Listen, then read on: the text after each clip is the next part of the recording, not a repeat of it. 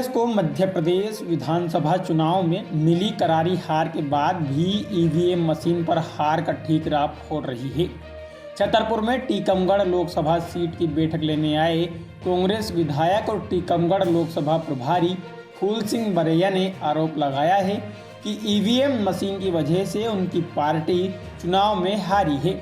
वहीं उन्होंने अयोध्या में राम मंदिर की प्राण प्रतिष्ठा पर प्रश्न चिन्ह खड़े करते हुए आरोप लगाया कि जब अधूरे मंदिर पर प्राण प्रतिष्ठा को लेकर चारों शंकराचार्य ने गलत बताते हुए अयोध्या जाने से इनकार कर दिया तो हमारे नेता क्यों प्राण प्रतिष्ठा में शामिल होने जाएं। वहीं उन्होंने दावा किया कि इंडिया गठबंधन 2024 का लोकसभा चुनाव जीतेगी और केंद्र में सरकार बनाएगी।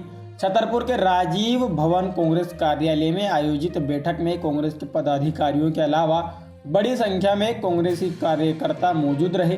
छतरपुर से एमपी न्यूज 24 के लिए चैनल हेड JN द्विवेदी के साथ कैमरामैन हिमांशु शुक्ला की संयुक्त रिपोर्ट। और इसमें हम सब लोग लोकसभा चुनाव की तैयारी के लिए पूरी ताकत से क्षेत्र में जा रहे हैं और वही बात को लेकर के यहाँ मीटिंग की गई। सर, पिछले लोकसभा चुनाव में आपको सिर्फ एक सीट मिली थी, इस बार कितनी उम्मीदें हैं? नहीं, देखिए, ये वोट ये तो नहीं कहा जा सकता कितनी मिलेंगी, ये तो बीजेपी वाले ही ज्यादा अच्छे बता सकते हैं। ईवीएम के द्वारा वो अब की बार कह तो रहे 400 पार।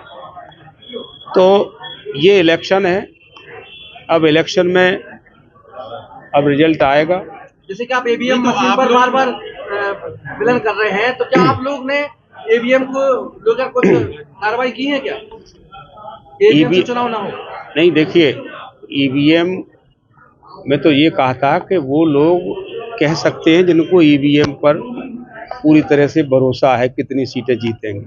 हम लोग तो कह नहीं सकते। अभी इलेक्शन कमीशन ऑफ इंडिया से 24 पार्टियों ने ज्ञापन पेश किया है कि हम चाहते हैं कि चुनाव पारदर्शी हो, इसके लिए हमें टाइम दिया जाए। अगर वास्तव में चुनाव फेयर हो रहा है तो कमीशन टाइम क्यों नहीं दे रहा? उसे टाइम देने में 24 पार्टियों को क्या टाइम नहीं देगा? कमीशन तो एक व्यक्ति भी मिलने जाएगा उसको टाइम देता है, फिर 24 पार्टियों को टाइम क्यों नहीं दे रहा? अभी हाल ही में मध्य प्रदेश में विधानसभा चुनाव हुए थे, उसमें कांग्रेस की सीटें बहुत गिर गई हैं, तो लोकसभा में क्या उम्मीदें हैं आपको? अभी देखिए, जो सीटें आप कह रहे हैं गिर गई हैं, और आप रिजल्ट आने के पहले तो आप कोई नहीं कह रहा था कि गिरेगी। कोई कह रहा था क्या? एक एक आदमी को पूछें, जनता के बच्चे और बुजुर्ग को पूछें, अधिकारी कर्मचारियों को पूछें। आप 6 महीने से लगातार ये बात चल रही थी कि कांग्रेस की सरकार बनेगी। अगर वास्तव में बीजेपी का इतना बूम था, इतना बूम बीजेपी का था 163 सीटों के लायक, तो क्या उसकी एनर्जी अंदर नहीं थी? क्या कोई कह नहीं पा रहा था कि नहीं बीजेपी की सरकार बनेगी? क्यों? क्योंकि बीजेपी को वोट पड़ा ही नहीं था।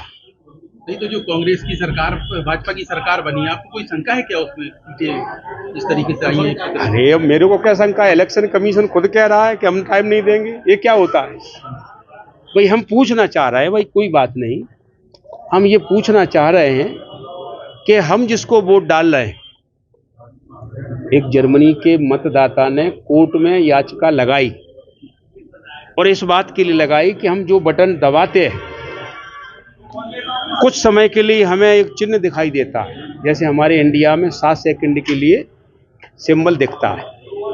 वो ऑनलाइन दिख रहा है, डिजिटल है, फिजिकल तो नहीं है। तो क्या वही चिन्ह कट करके वीवीपैट में आ रहा है कि नहीं आ रहा? बस इतना हम चाहते हैं कि हम जिसको वोट डाल रहे हैं वो वोट उसी को जा रहा है कि नहीं।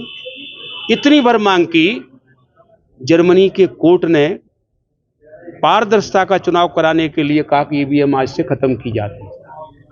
तो मैं ये कह रहा हूं कि हम जानना चाह रहे हैं कि जिसका हमने बटन दबाया है और वहां 7 सेकंड के लिए हमको सिंबल दिखा, और वो 7 सेकंड वाला दिखना नहीं चाहिए, हमें नहीं चाहिए ना दिखे, लेकिन जो बटन हमने दबाया उस पर इतने बड़े कागज के टुकड़े पर छप करके हमारे हाथ में आ जाए, हम डब्बे में डाल दें, डब्बे गिन लिए जाए।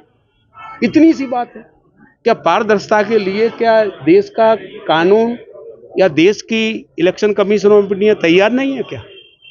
क्या चाहते हैं? क्या पारदर्शिता नहीं होनी चाहिए?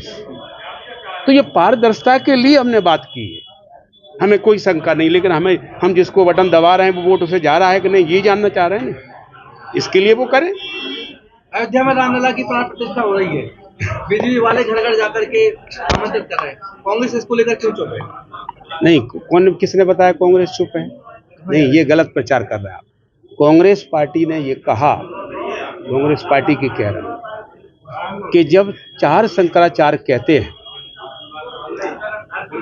कि राम मंदिर का उद्घाटन कब होगा, जब शिखर बन जाए। जब ऊपर का शिखर बने ही नहीं है तो ये वैध नहीं माना जाएगा विधि विधान के हिसाब से। तो हम बीजेपी के बुलाने से जाएंगे? हम तो रोज जाते हैं, ये कांग्रेस ने कहा।